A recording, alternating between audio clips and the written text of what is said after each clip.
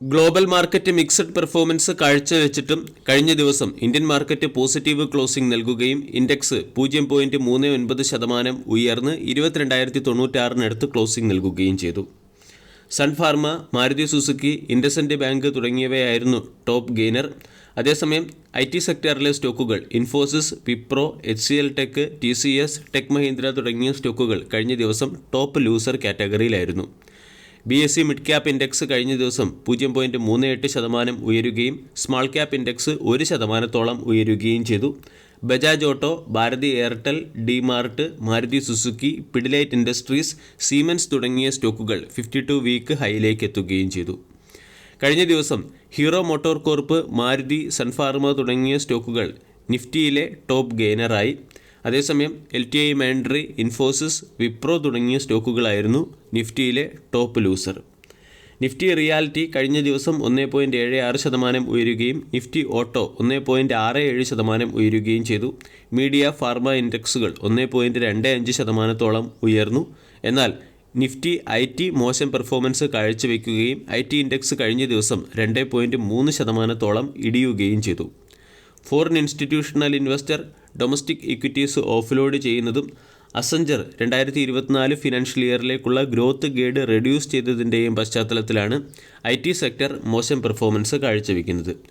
21,710 എന്ന ലെവലിൽ ആരംഭിച്ച റീട്രേസ്മെൻറ്റ് 22,118, 22,214 തുടങ്ങിയ ലെവൽ വരെ തുടരും എന്നാണ് പല അനലിസ്റ്റുകളും പറയുന്നത്. അതുകൊണ്ട് 21,900 എന്ന റേഞ്ചിൽ നിന്നും മാർക്കറ്റിൽ ബൈ ഓൺ ഡിപ്പ് എന്ന സ്ട്രാറ്റജി വർക്കാകാൻ സാധ്യതയുണ്ട്. ഇനി ചില പ്രധാന സ്റ്റോക്കുകളിലെ ലേറ്റസ്റ്റ് അപ്ഡേറ്റിലേക്ക് കിടക്കാം. ഒന്നാമത്തേത് KEC ഇൻ്റർനാഷണൽ ലിമിറ്റഡ്. കഴിഞ്ഞ ട്രേഡിംഗ് സെഷനിൽ സ്റ്റോക്ക് 0.4% ഉയർന്ന് 665 രൂപയ്ക്കടുത്ത് ക്ലോസിംഗ് നൽകി. 17,000 കോടി രൂപയുടെ മാർക്കറ്റ് ക്യാപ്പുള്ള കമ്പനിയുടെ വാല്യൂഷൻ 64, 52 വീക്ക് ഹൈ 769, 52 വീക്കിലോ 444. KEC ഇൻ്റർനാഷണൽ എന്ന കമ്പനിക്ക് പവർ ട്രാൻസ്മിഷൻ കണ്ടക്ടർ സപ്ലൈ ചെയ്യുന്നതിന് വേണ്ടി 1,004 കോടി രൂപയുടെ ഓർഡർ ലഭിച്ചു എന്നുള്ളതാണ് സ്റ്റോക്കിനെ സംബന്ധിക്കുന്ന പ്രധാന അപ്ഡേറ്റ്. ട്രാൻസ്മിഷൻ ആൻഡ് ഡിസ്ട്രിബ്യൂഷൻ ബിസിനസ്സിലാണ് കമ്പനി ഏർപ്പെട്ടിരിക്കുന്നത്. പ്രധാനമായും ട്രാൻസ്മിഷൻ ലൈനുകളുടെ കൺസ്ട്രക്ഷൻ, സബ്സ്റ്റേഷനുകളുടെ നിർമ്മാണം, അണ്ടർഗ്രൗണ്ട് കേബിളിംഗ് പ്രോജക്റ്റുകൾ എന്നിവയാണ് കമ്പനിക്ക് ലഭിക്കുന്നത്. ഇതോടൊപ്പം തന്നെ റെയിൽവേയുടെ സൈഡിൽ നിന്നും ഓവർഹെഡ് ഇലക്ട്രിഫിക്കേഷനുമായി ബന്ധപ്പെട്ടും കമ്പനിക്ക് ഓർഡർ ലഭിച്ചിരുന്നു. ഏകദേശം 17,500 കോടി രൂപയുടെ ഓർഡറുകളാണ് കമ്പനിക്ക് ഇതുവരെയും ലഭിച്ചിരിക്കുന്നത്. പവർ ട്രാൻസ്മിഷൻ കണ്ടക്ടേഴ്സിൻ്റെ ഡിമാൻഡ് ഗ്ലോബലി ഉയരുന്നത് ഈ കമ്പനിയെ സംബന്ധിക്കുന്ന ഒരു സ്ട്രോങ് പോയിൻ്റാണ്.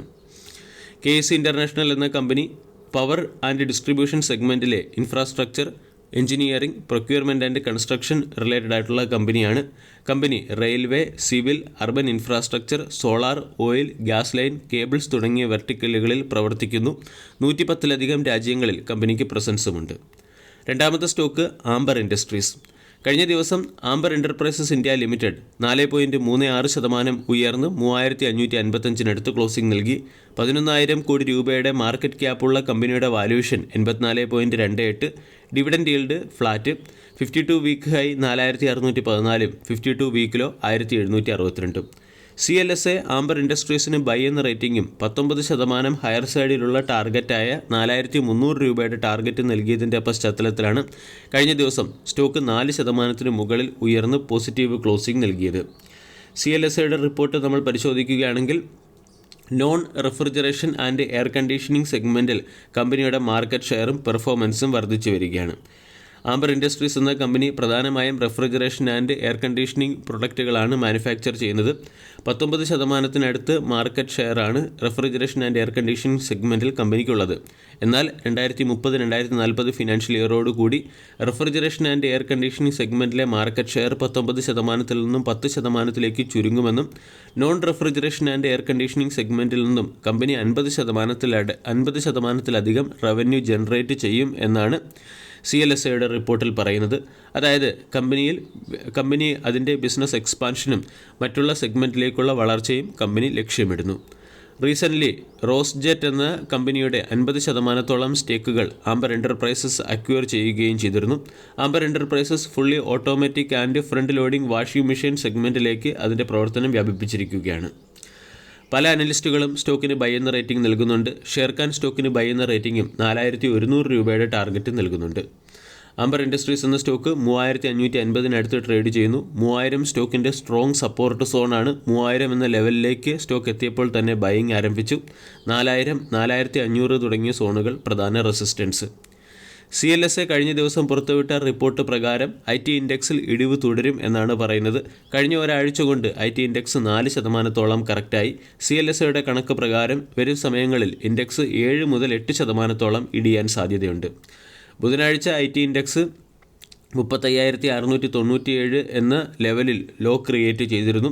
വരും സമയങ്ങളിൽ ഇൻഡെക്സ് 7.7% ഇടിഞ്ഞ് 33,272 വരെ ഇടിയും എന്നാണ് CLSA പറയുന്നത്. ഇൻഡെക്സിലും ഹെഡ് ആൻഡ് ഷോൾഡർ രീതിയിലുള്ള ഒരു ബിയറിഷ് ക്യാൻഡിൽ പാറ്റേൺ ഫോം ചെയ്തിട്ടുണ്ട്. ഇതിൻ്റെ പശ്ചാത്തലത്തിൽ TCS, Infosys, Wipro, HCL tech തുടങ്ങിയ സ്റ്റോക്കുകളെ ശ്രദ്ധിക്കാവുന്നതാണ്.